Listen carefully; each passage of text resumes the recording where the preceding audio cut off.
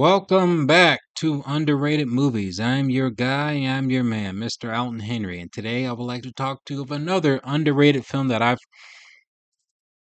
seen that you have to check out, you got to check out, and little fun fact, this is actually a film my brother actually been trying to get me to watch for years, and I've seen snippets of it. I just finished watching it throughout the film's entirety, and yeah, it's enjoyable. I can see it underrated. It's underrated. I liked it.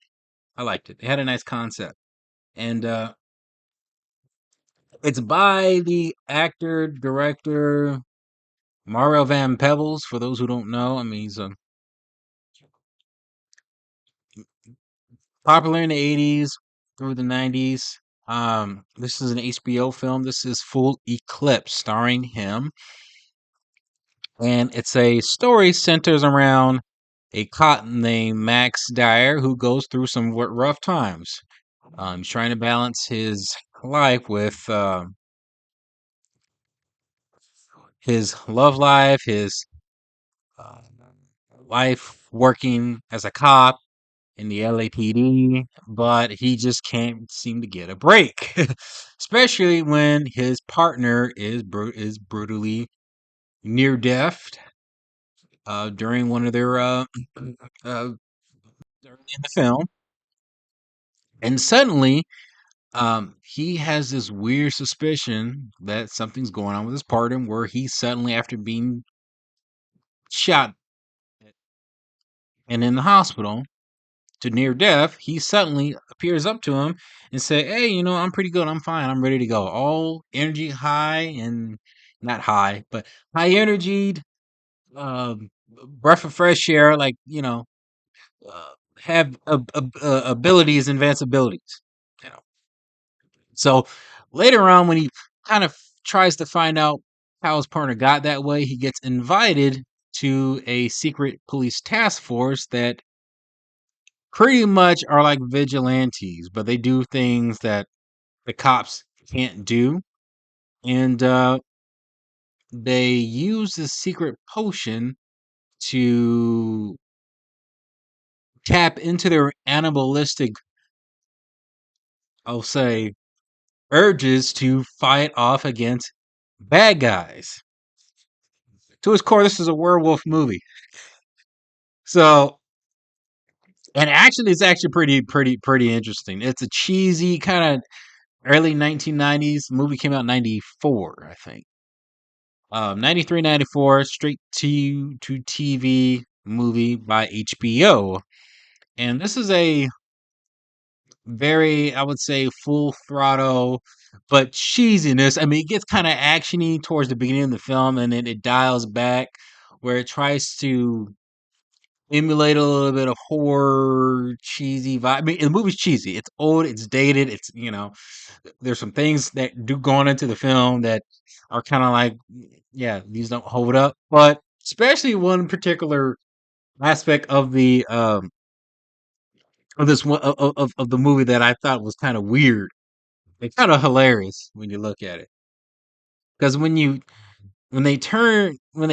use this potion, it's a little spoiler. They use this potion, they inject themselves, and they get this wolf-like shape, like face, not literally, like, but kind of like what you see if you've seen Buffy the Vampire,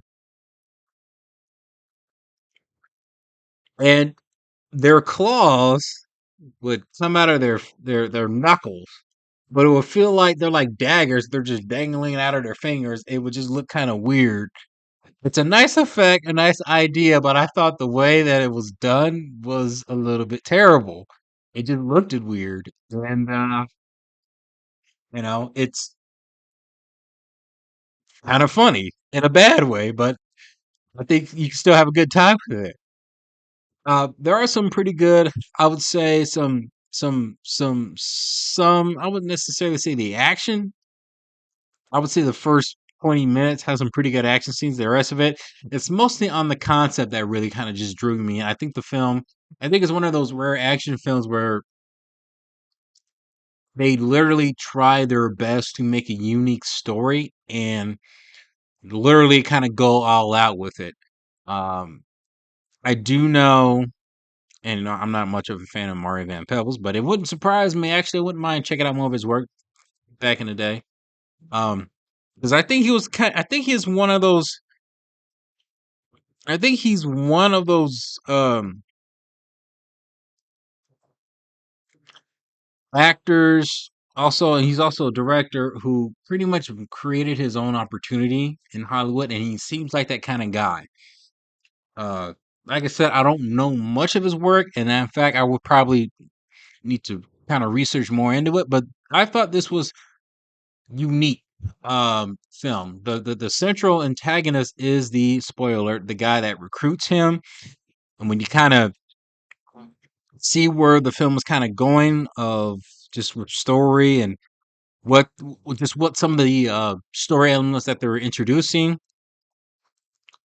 Yeah, it does get a little bit predictable because there's this other villain that they introduce in there, which is pretty much just on the back burner. They don't do much with it, but it just pretty much drives the story along a bit. It's more story driven, and it's more and it execute. I think it executes the concept of what they were doing with this very well. I mean, the budget, you could tell the budget's very low. You could tell the budget is cheap. It's a TV movie. You do TV movies for cheap. I mean, you're not going to get much of an investment in back in the day. Now, since every film now with streaming is pretty much a TV movie, I'm sure production value is going to go way up. But I thought this was a great piece. The film does something though. They do introduce this concept I thought was fascinating. I talked to my brother about it a little bit, where the idea of, and I'm trying to make sense of what I'm about to say, because the idea of in the law, when you from what I've seen from this film, where you have certain restrictions you have to follow by. So with Mario Van Peebles as a cop, he's trying to stick to the rules of the law as a cop while trying to suppress certain animalistic um urges, or just he's trying to control himself and try to not go through not trying to pass that, I would say, that line. He's not trying to pass that line. And you see in the film where it's very difficult and challenging to manage all that, especially where everything kind of just collides at him and things start to fall apart with his partner, with his love life, with his career, everything until he gets his opportunity. And until he gets this, spoiler alert again, this potion that pretty much levels up his natural animalistic urges to perform the task that he is given when he joins this little secret police task force. You could see he has difficulties trying to let that urge out.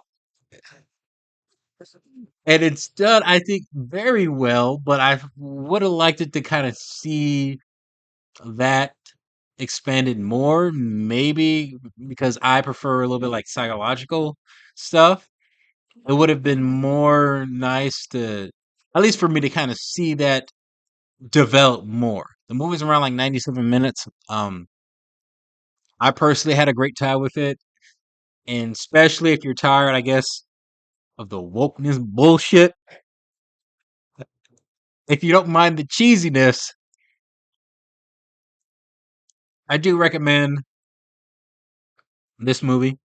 I had a great time with it. It was fun. And yeah, if you and it's currently available to watch for free on YouTube, and it might be on Tubi as well. So full eclipse. Have you seen it? Comment below. Let me know if you have, and let me know what is your favorite underrated movie.